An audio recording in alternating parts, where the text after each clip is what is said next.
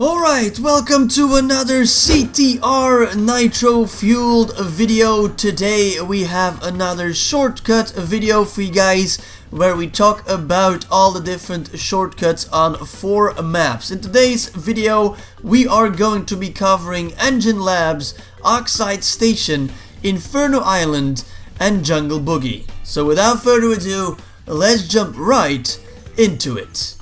First of all, we have N.Gin Labs, and at the moment of recording there is one shortcut, but it isn't really meant for a shortcut. It's basically like a bug sort of thing where you just run into the pipe and then you can basically skip half of the track.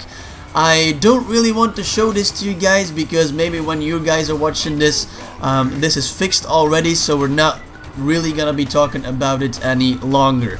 There actually aren't any shortcuts on this track, but there is a way to effectively keep the blue flame, because I think I've kind of mastered this track already and I can keep the blue flame for a full round. So basically how you do this, one thing is very important, and that is the kind of time warp section of the map where you go through like a blue fast travel section, I guess you can say.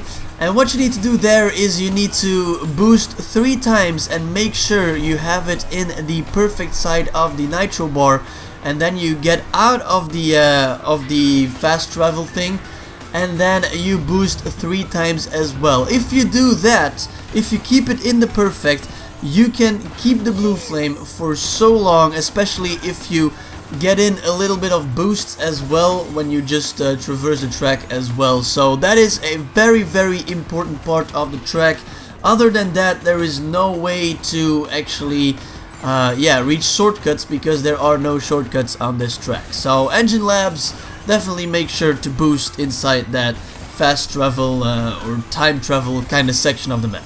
And then we move on to Oxide Station, and funny enough, there is no shortcut on this track either, but just like N.Gin Labs, there is a way to keep the blue flame. Now, I've never been able to do it because there's a lot of tight turns, and if you don't know how to do the U-turning technique, you will struggle with keeping the blue flame. But what I do is right before the big jump, I try to boost 2 to 3 times, get it in the perfect, and then take the big jump, and once I land, I try to immediately start drifting and then try not to bump the wall and get onto the next boost pad. And if you do that, it is very easy to keep the blue flame for another like 5 to 10 seconds. So I've never been able to keep the blue flame till the finish line or even further than that.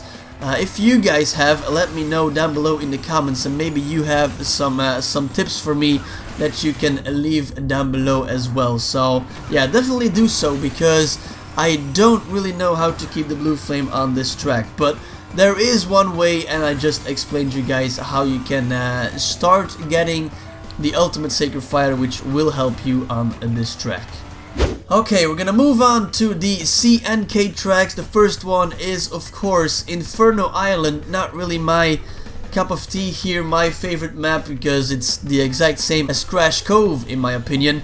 There is one little shortcut right at the start of the race. You can cut to the left and then press R1 right at the end of the jump, and then you will skip the first turn and you can land on the bridge as well. It's not the best shortcut. I wouldn't recommend taking it on the first lap because it will slow you down a little bit. What I would recommend though is when you have the sacred fire on this track, and you get this by boosting over the first boost pad, and then you keep it by keeping your boosts in the perfect, and then you can actually take the shortcut and it won't slow you down too much.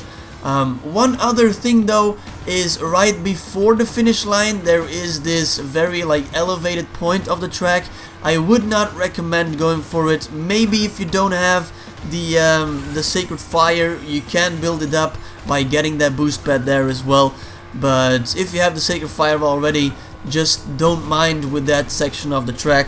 Just cut the corner tight and go for the finish line.